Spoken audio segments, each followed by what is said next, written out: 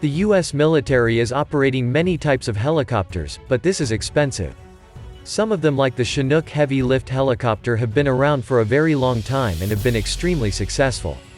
Others, like the Apache attack helicopter, are symbols of the Army's power. But all of these and more are beginning to show their age. Consequently, a replacement, the future vertical lift, is being developed to replace many of these rotary wing aircraft with one very ambitious platform. The design requirements for this new helicopter are extremely demanding and are pushing the limits of modern engineering. The Army is considering multiple designs, including a tilt-rotor helicopter like the iconic V-22 Osprey. Here are surprising facts about the future vertical lift, the replacement for the legendary Chinook and Apache helicopters.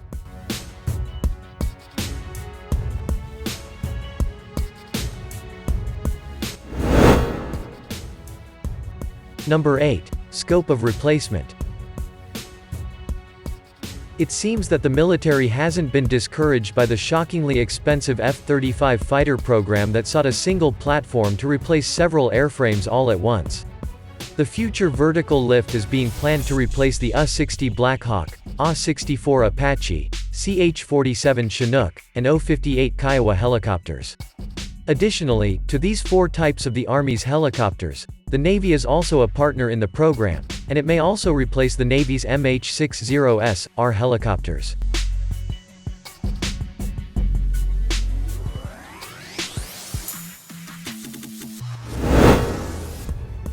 Number 7. War on Terror accelerated the need. The Army's involvement in Operation Iraqi Freedom and the subsequent Operation Enduring Freedom had the effect of wearing out the Army's helicopters faster. During combat operations, helicopters typically fly 5 times more often than during peacetime. With the future vertical lift, that is set to radically change. Some of these designs are getting old, so the Army wants to start with a clean slate. This has worked in the past with the F-18 Hornet.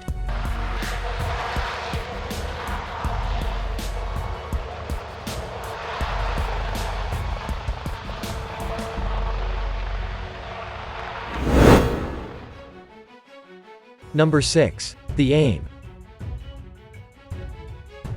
The aim of the future vertical lift is to create an all-new rotorcraft that incorporates all the latest technology. It aims to be able to have a quicker design timetable and to use new materials. Upgrading older models is cheaper and has less risk, but one problem is that it is inherently working with an old design that doesn't take advantage of new innovations. With an all-new design, it is intended to boast better ranges, heavier payloads, as well as to be more reliable and easier to maintain. It is planned to have lower operating costs than today's helicopters.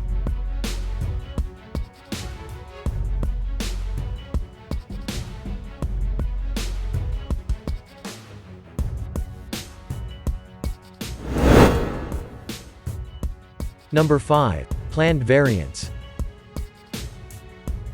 The future vertical lift will not just be one helicopter, but a platform to build several types of helicopters on. There is planned to be the JMR Light, replacing the O-58 Kiowa, the JMR Medium Light, and the JMP Medium, replacing the Black Hawk and Apache. On the heavy end, there is planned to be the JMR Heavy, replacing the Chinook, and the JMR Ultra, intended to be similar to the C-130J Super Hercules and Airbus A400M Altas.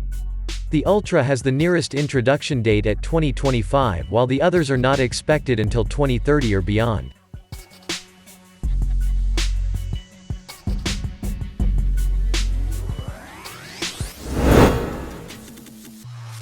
Number 4. Design requirements. The requirements are not yet fully settled and placed in stone, as they are still being refined. However, broad notions of its requirements demand a top speed of 260 miles per hour, capacity for up to 12 troops, to have a combat radius of at least 263 miles, and an overall range without refueling of 527 or so miles. Like with the 6th-generation fighter jets currently under development, the FVL helicopter family is planned to have the option of being manned or fully autonomous. It is also planned to be much more fuel efficient than any rotatory wing aircraft currently in service.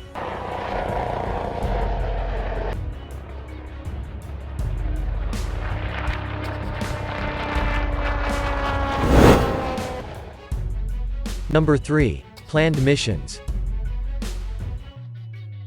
Being such a broad platform and the jack of all trades from which many variants will be built, its intended missions are very comprehensive.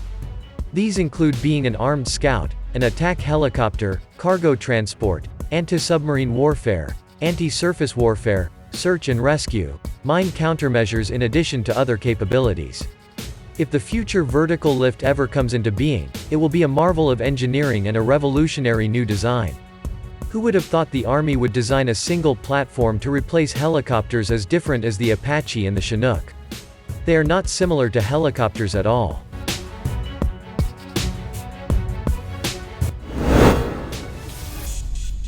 Number 2. Companies bidding. Currently, it would seem the bidding for this incredibly large and lucrative contract is now down to only 2 competitors. Karam Aircraft, Piasecki Aircraft, Airbus, and AVX Aircraft seem to have pulled out of designing their solutions to the Army's requirements. That now leaves Texas-based Bell Helicopters with Lockheed Martin, who designs many types of military helicopters, who are bidding with their Bell V-280 Valor concept.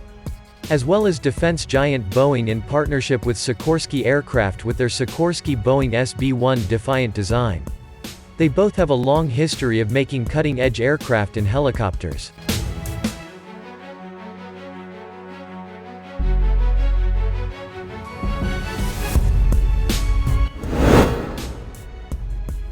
Number 1. Valor vs. Defiant. Bell and Lockheed's Bell V-280 Valor is a tilt-rotor aircraft that was unveiled in 2012 and made its first flight in December 2017 in Texas. It is currently undergoing flight testing and development. Boeing and Sikorsky's SB Defiant is a compound helicopter with rigid coaxial rotors and had its first test flight in March 2019. They are currently working on developing a medium-sized demonstrator. According to some industry experts, the Boeing-Sikorsky design is seen to have the advantage over Bell's design.